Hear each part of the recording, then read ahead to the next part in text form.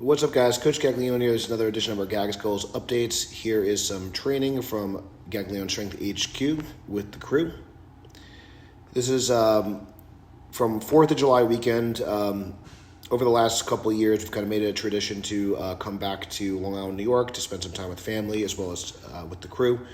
This was the first year we didn't hold a contest. Again, it just kind of got a little bit tough, but we used to kind of have like a Squats for America contest. It was actually, I guess it was Larry Williams' last official meet. I'm not even sure if it probably is on open powerlifting. I'm not sure, but we wanted to just kind of learn kind of squats with knee wraps. And I believe that I'm just going off memory here that he squatted around 400 kilos at that particular meet. Which is not much more than what he did in sleeves, but again, he was doing that much smaller with that like a real kind of peak.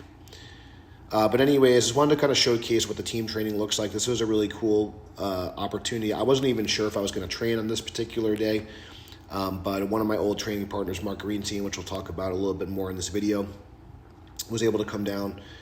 But just kind of a little quick synopsis about him. He was like the first homegrown guy to kind of come out of our program. So you can see Mark there. But we got the crew. We got John, Sal, myself, and then Mark. And we kind of worked up to a top set on this day, and then some of us did a down set as well. And then we kind of did some deadlifts afterwards. We'll see. But yeah, so this is Mark Greenstein here. So Mark Greenstein, at the time, a little over 10 years ago, he was getting involved with some CrossFit. He was also friends with one of my longtime training partners, Don Benici. Don Benici was the first man to ever total 2,000 pounds under our system, and then he went on to squat 900 pounds on his own. In just knee sleeves. Still, again, one of the greatest, squats of all time, regardless of weight class and just knee sleeves. So, but anyways, Mark Greenstein, again, came from the same town as me, a plain edge guy, homegrown guy. I knew he had a lot of potential because he hit a 75 total. So he hit an elite total at 220 his first meet. Came from a CrossFit background. We also had a football background. And over time, again, and I was still relatively new to kind of coaching at this point, at least in terms of coaching high level powerlifting.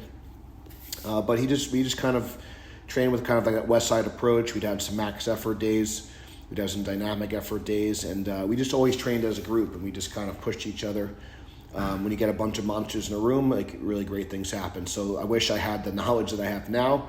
And I believe that he could have been a world champion. I believe he could have been number one in the world. But there was someone called Jesse Norris that came on the scene, and eventually kind of John Hack and others. But anyways, Mark Greenstein 10 years ago was able, a little over 10 years ago, I believe. He hit an 1825 total, and then in the 198 weight class, he also went on to become the lightweight champion for Raw Unity, which is very notable. He's got some head-to-head wins in that meet against the likes of John Hack.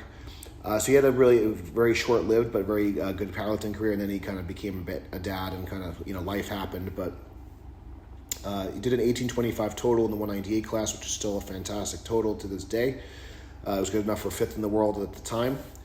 And then he also did a 1900 total at 220, which is still, again, an excellent total regardless of your weight class. So Mark was one of the best lifters in the country at the time, and even in the world in the 198s. So it was just really good to kind of jump in and train with him. I'm not exactly sure what his kind of goals are, but again, I think that's kind of important.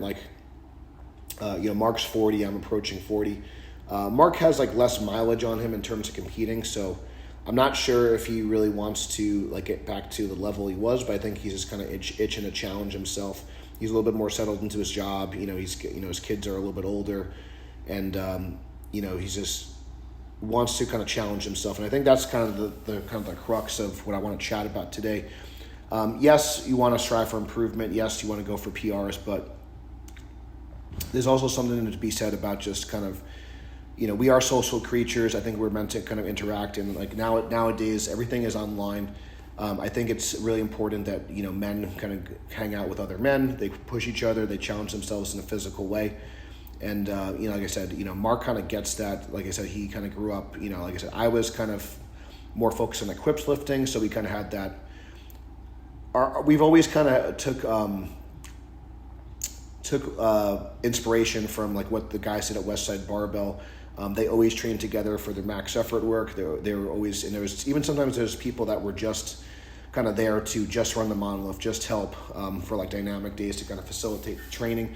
It's just something that you just don't really see like anymore. And I know that like powerlifting certainly has advanced in programming, coaching, and all these different things. But I think that just in terms of like the human element, the element in terms of what you get from powerlifting, just outside the physical like sport of it, I think that's like kind of been lost a lot. So Sal on this particular day was also kind of learning how to use squat briefs. This is his second time in briefs, so kind of working on his technique. He got much better as we went. But yeah, there's something to be said about just everyone kind of being under the same squat bar, everyone kind of helping each other. When it's your turn, you're getting all the attention. And then when it's not your turn, you're kind of giving that attention to others. And you always kind of get back what you get tenfold. I always say, together everyone achieves more, but you also need a total effort from all members. So it's not just about kind of giving. It's not just about taking, it's about giving as well. So, anyways, I just think the team element is lost, and a lot of people kind of throw around the word team a lot. But I don't really see that. I've coached in 11 different states. I've kind of been all over the country in terms of seeing meets and seeing gyms and training with people. And I just it's very rare to see like a true crew. And what we have at Gaglione Strength HQ in Farmingdale is something special. And I'm hoping to kind of bring that, to the Mid-Atlantic region and especially to Milton, Delaware, as we kind of go forth. And again, regardless of if you are going for an all-time record, like Mark was kind of, going for an all-time record, or you're just trying to get better, you're just trying to be a little healthier, trying to be a little stronger. And I think, again, I don't want people, don't discount also the mental benefits of this as well. So that was Sal's best set there. So we got, Sal, Big John's one of my kind of more newer training partners as of late before I moved. And then, Mark Greenstein is like a true OG where, again, his best results were 10 years ago. So it was pretty hot. We were pretty smoked after this, but we just did some deadlifts. I only just worked up to one set off the floor, and then the other guys kind of pulled off some blocks. So you can kind of see here that, Mark has not like kind of pulled heavy in a while.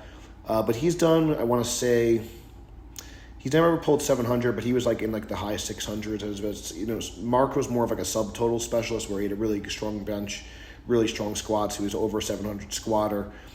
He did bench 500 pounds once in training. I believe his best in a contest was 475.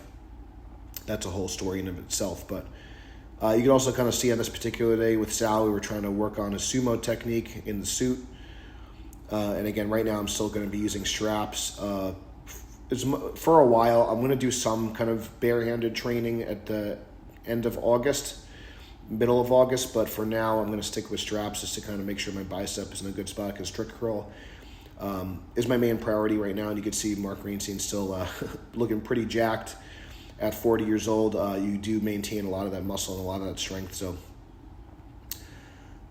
the other thing that was kind of, not that like I was really trying, but like, I did have the best set of squats. I had even with, Sal and gear, I had like the tops of the squats for the day. So there's always like a little bit of friendly competition going on.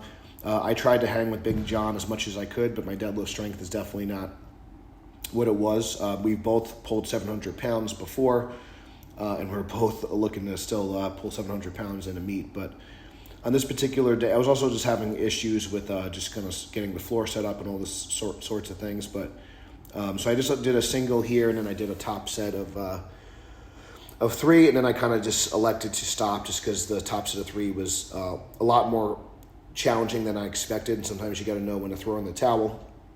So squats went really well, deadlifts not so much, but again, things happen, and sometimes you got to call an audible. But yeah, it was really cool, and you could tell with Mark was not in the type of shape that he has been, but he got pushed really well, and then we'll kind of see what he ends up doing, and if he decides he wants to do a meet or.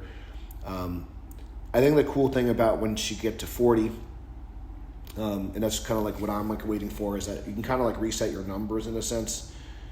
And resetting your numbers in a sense is, I think, a really good idea as you get older, because there is going to be a point, again, regardless of how mentally strong you are, regardless of what you're doing with your diet, with your training, father time is undefeated. So it is important to be realistic with yourself. Again, like for myself, not that I'm that old, but I've been competing for nearly 20 years. My first meet was 2006.